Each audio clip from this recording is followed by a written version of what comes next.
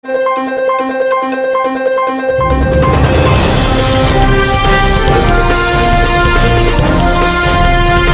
देख रहे हैं इंडिया का नंबर 1 न्यूज चैनल सीधे बोल, खबर आपकी परवाह देश की। नमस्कार दोस्तों, मैं मुकेश उदैनिया सीधे बोल से सीधी बात लेकर आप सबके सामने हाजिर हूं। दोस्तों, विश्व कुश्ती की सर्वोच्च संस्थान यूनाइटेड वर्ल्ड रेसलिंग ने समय पर चुनाव नहीं कराने के कारण रेसलिंग फेडरेशन ऑफ इंडिया को निलंबित कर दिया।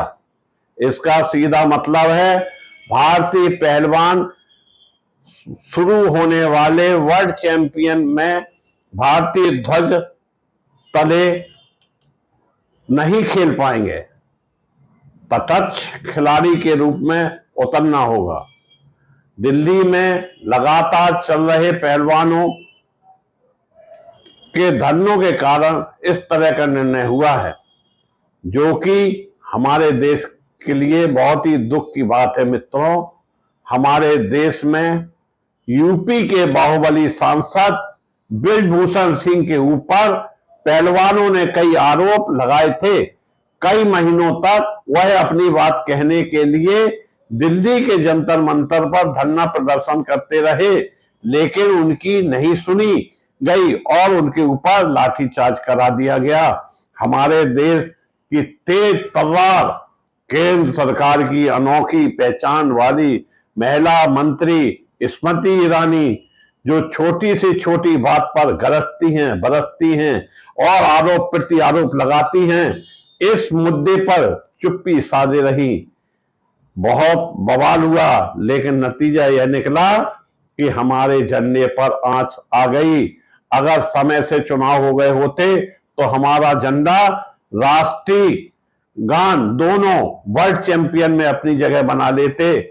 विश्व कुश्ती चैंपियन, जो कि सर्बिया के बेलग्रेड में हो रही है, यह चैंपियनशिप अगले साल होने वाले पेरिस ओलंपिक के लिए भी क्वालिफाइंग प्रतियोगिता भी है। मित्रों, हालांकि 45 दिनों के अंदर चुनाव कराने को कहा गया था।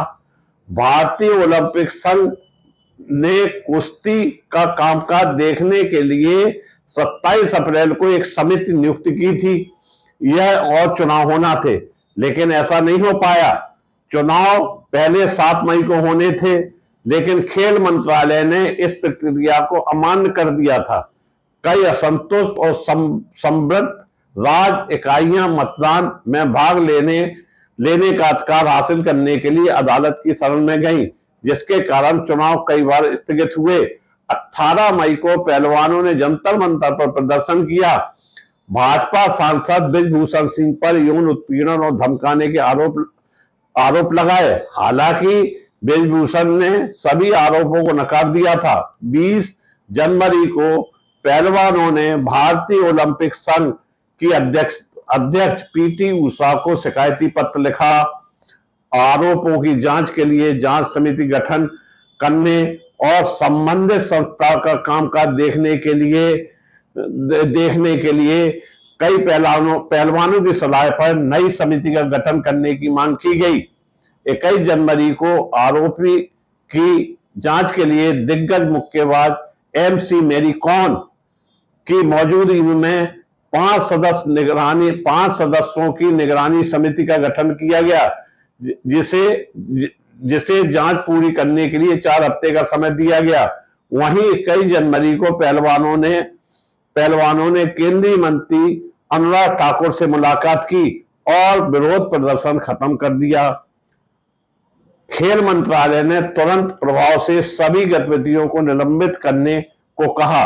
16 अप्रैल को निगरानी समिति की रिपोर्ट खेल मंत्रालय को सौंपने के बाद 7 मई को चुनाव कराने की घोषणा की, लेकिन रिपोर्ट सार्वजनिक नहीं की गई। 23 अप्रैल को पहलवान जंतर मंतर पर लौटे और कहा कि साथी महिला पहलवानों, जिसमें एक नाबालिग भी है, ब्रिजभूषण के खिलाफ कनॉट पैलेस पर पुलिस स्टेशन में यौन उत्पीड़न की शिकायत दर्ज की।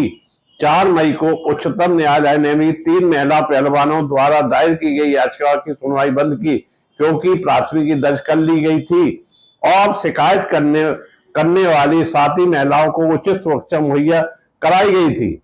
11 मई को पुलिस ने बृजभूषण सिंह के बयान रिकॉर्ड किए। 7 जून को अनुराग ठाकुर ने पहलवानों को आश्वासन दिया था कि बृजभूषण के खिलाफ पुलिस जांच कराई जाएगी।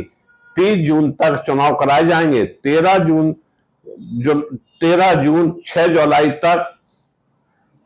तक चुनाव नहीं हुए और यह सिलसिला लगातार चलता रहा। हमारे देश के हाकिम जो कि चुनाव से लेकर इंडिया गठबंधन के तौर तरीकों पर व्यस्त रहे, इस बात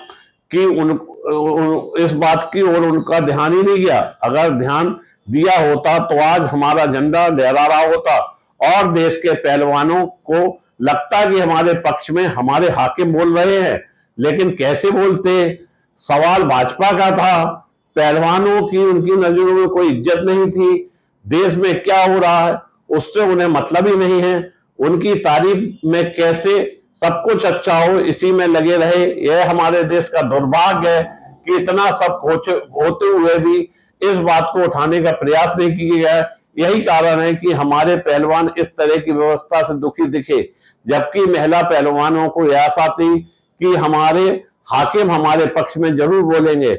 ऐसा न होने के कारण आज हमारा झंडा भी इन परिस्थितियों को लेकर कहीं ना कहीं कमजोर पड़ता नजर आ रहा है।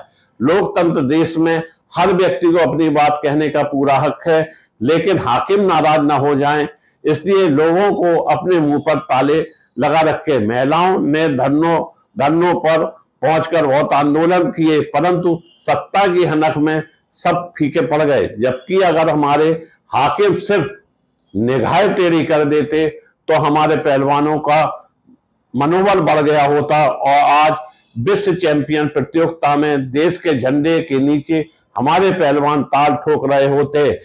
बहुत बहुत धन्यवाद, बहुत बहुत धन्यवाद।